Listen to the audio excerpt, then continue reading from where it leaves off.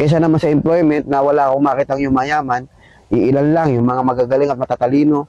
Eh dito sa network marketing, kahit walang pinag-aralan, nakita ko, dating tricycle driver, yumaman, dating magbabalot, yumaman, isa magsasaka, yumaman sa networking.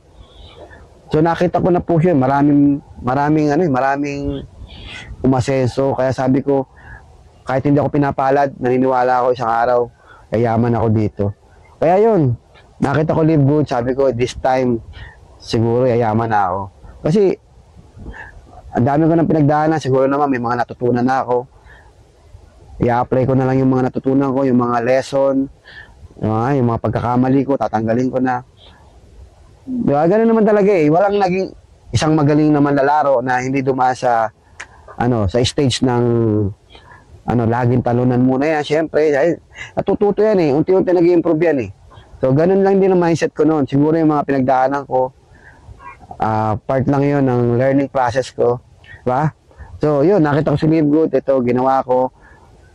Sabi ko, dito ko na makuha pangarap ko. Nakita ko, marami kumikita.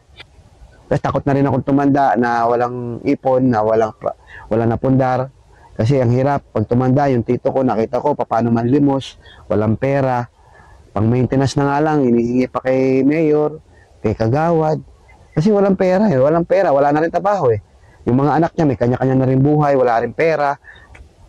Kung kinikita, para sa pamilya nila, kulang pa. Kaya yung tito ko, nahirapan na rin. Hanggang sa bumigay na, dili mo, namatay ng walang pera. Ayokong umabot sa ganun. So, yun yung dahilan ko kung ba't ako nag-Live Good. Kwento ko yun, pero na-motivate ba kayo? Makaka-relate yung iba kasi, oo nga no, o di ba? Kwento ko lang yun. Hindi mo kailangan mag-convince. May kwento mo lang yung istorya ng buhay mo. Kung ano yung pinanggalingan mo na ayaw mo nang balikan, kung ano yung mga nakita mong buhay na ayaw mong maging. O, lalo na ikaw, ayaw mong maging. Pagtanda mo, ayaw mong maging ganito, ayaw mong maging ganito. At ano yung gusto mong maging? Pagtanda mo, gusto mo marami ka sasakyan, marami kang bahay, malaya ka sa oras. Lahat yun, ikwento mo lang. By heart. Hindi mo na kailangan i-memorize yan. Nasa utak mo na lahat yan eh. Kasi ikaw yan. Nararamdaman mo yan eh. Experiences mo yan eh. Kagustuhan mo yan eh.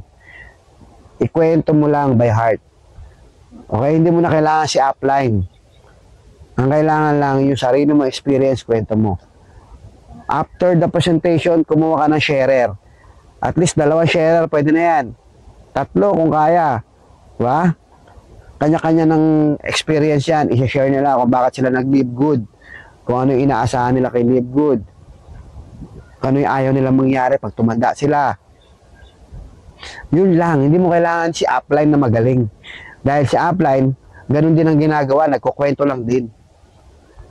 Oo, nakuha nyo? So, siguro, yun lang. Lalaki na grupo nyo yun. Pag ganun lang, repetition lang yun. Repetition lang. House meeting dito. Pag may sumali dito, yung sumali dyan, siya naman magpapa-house meeting. Sa gabi, pasok lahat sa Zoom.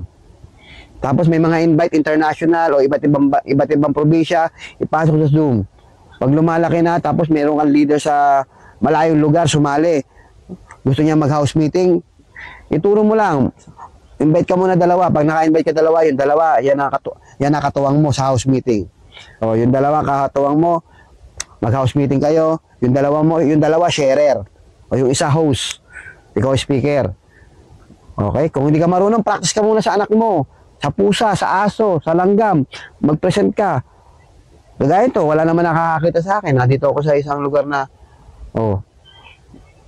pwede naman ako magsalita. Ganun din, mag-present ka. Kunwari, may kausap ka. Okay? Mag-practice ka. Pag marunong ka na, yung 2 naman, turuan mo naman. Okay? Ganun din sa mga malalayong lugar na member mo. Sabihin mo, ganito gawin nyo. Turuan mo. Ang problema kasi, unang step pa lang, hindi mo nagawa. Ano? Ang matuto.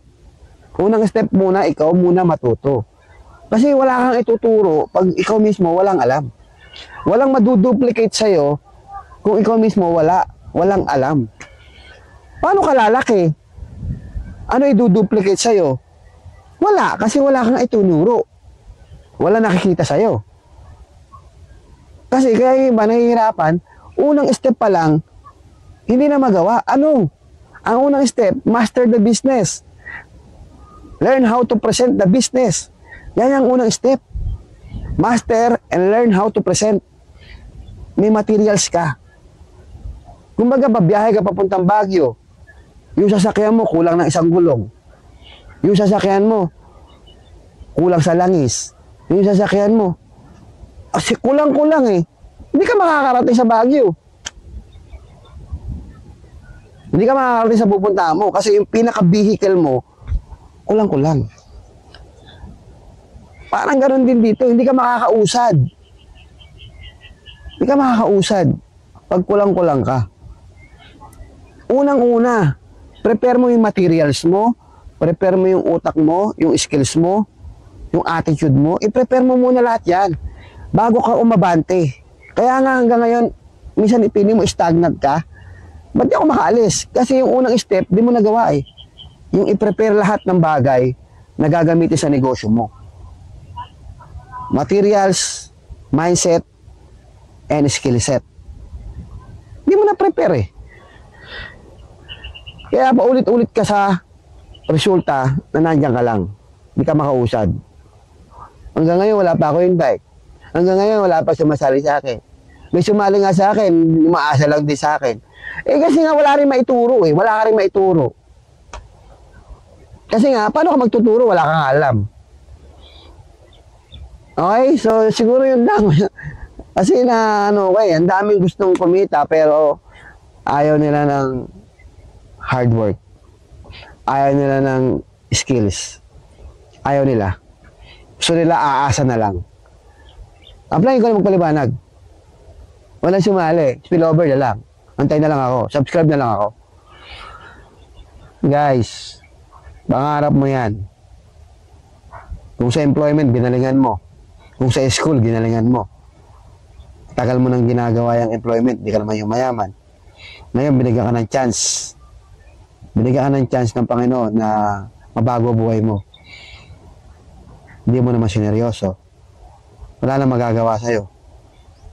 Okay? Wala na magagawa kasi binigay na lahat sa'yo sa lupa.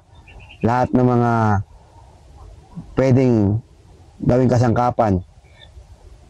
Upline mo, ginawang kasangkapan para makapasok ka sa Live Good. Yung mga speakers natin sa Zoom, ginawang kasangkapan para matuto ka.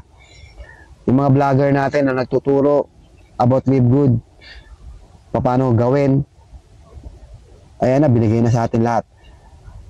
Nasa iyo na lang. Ikaw na lang may problema pag hindi ka pa umasenso. Okay? So, huwag kang papayag. Dapat 1 year from now, ikaw naman nagdadrive ng sarili mong sasakyan. 2 years from now, ikaw naman ang nakatira sa malaking bahay na binili mo. Katas ng Live Good. Okay? 5 years from now, meron ka ng resort. Meron ka ng mga apartment. Hindi mo na problema pera. Papasyal-pasyal ka na lang sa Boracay o kaya doon sa resort na binili mo, sa tabi ng beach, di ba? Sa dagat. Dahil marami ka ng pera sa Live Good. Hindi mo na alam saan mo ilalagay. Marami ka na natutulungan. Dapat guys, yan ang nabivisualize mo. Dapat may vision ka. Kasi yung vision na yan yung magtutulak sa'yo para kumilos ng kumilos ngayon. Kasi nakikita mo yung pupuntahan mo eh. Malinaw sa'yo. Okay? Dapat excited ka. Kasi nakikita mo, asenso ka, nakikita mo yung pangarap mo, nakikita mo lahat. Excited ka. Positive ka na makakarating ka dun. Huwag yung yayaman kaya ako. Basta, i-mindset mo na makakarating ka sa panuroonan mo. Makakarating ka sa success. Naka-mindset ka na dun. Tapos gawin mo lahat ng mga dapat gawin na tinuturo ng mga upline o mentor kung paano maging successful sa MLM. Tinuturo na yan. Pakinggan mo lahat yan. Okay? So, yun lang. So, take action. Galaw-galaw. Master the business. Masterin mo yan. Tapos, mag-present ka ng business. Tapos, magturo ka. Ganun lang. Duplication. Okay? Thank you.